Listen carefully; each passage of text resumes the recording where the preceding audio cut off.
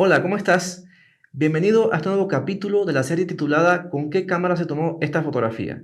En esta oportunidad traigo una historia bastante interesante relacionada con una fotografía súper icónica conocida en todo el mundo. Se trata del guerrillero heroico. Vamos a ver la historia y vamos a descubrir con qué cámara fue tomada. Acompáñame.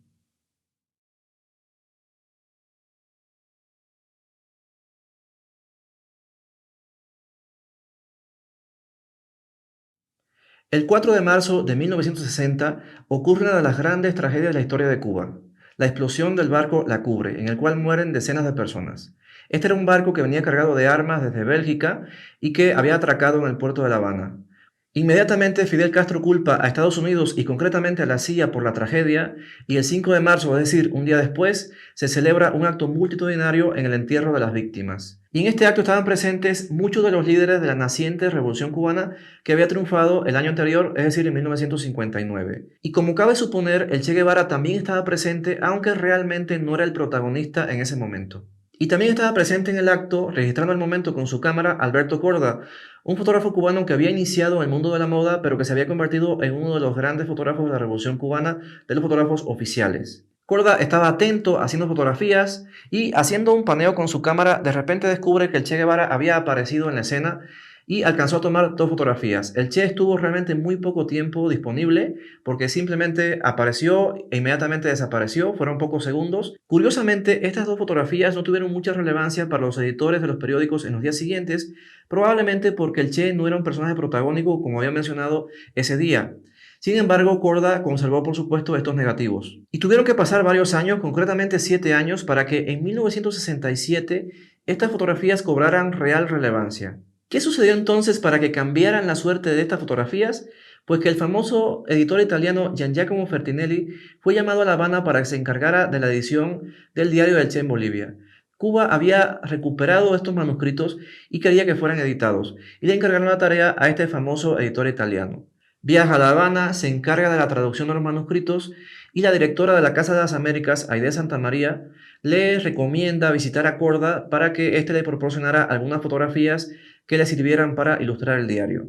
Y es en esta visita de Giacomo Fertinelli al estudio de Corda donde se redescubre esta imagen y finalmente se convierte en lo que es hoy día, es decir, un icono a nivel internacional.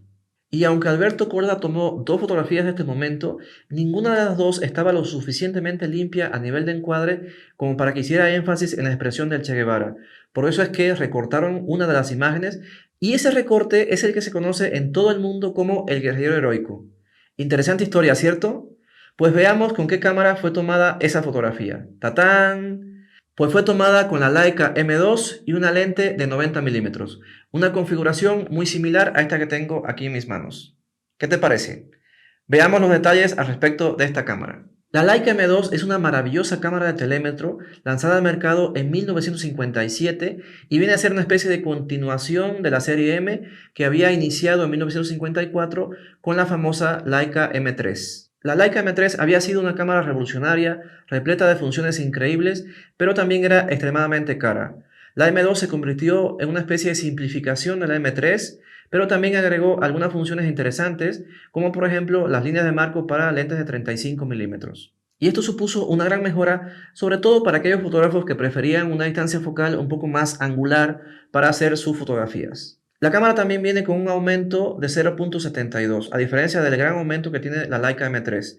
Este aumento menor obedece al hecho de que esta es una cámara que está optimizada para utilizar lentes de 35 milímetros, a diferencia de la Leica M3 que está optimizada para lentes de 50 milímetros o más. Y tal vez la decisión más polémica que causa un poco más de conflicto entre los fotógrafos es la simplificación del contador de fotogramas de la cámara.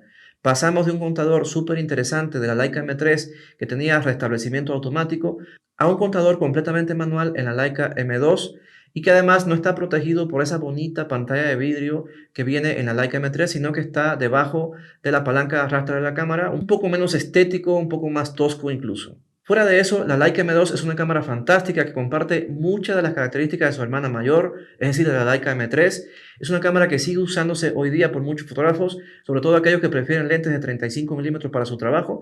Y además es una cámara súper duradera, hecha toda de metal, muy hermosa, muy bien fabricada, como estamos acostumbrados a las cámaras de Leica.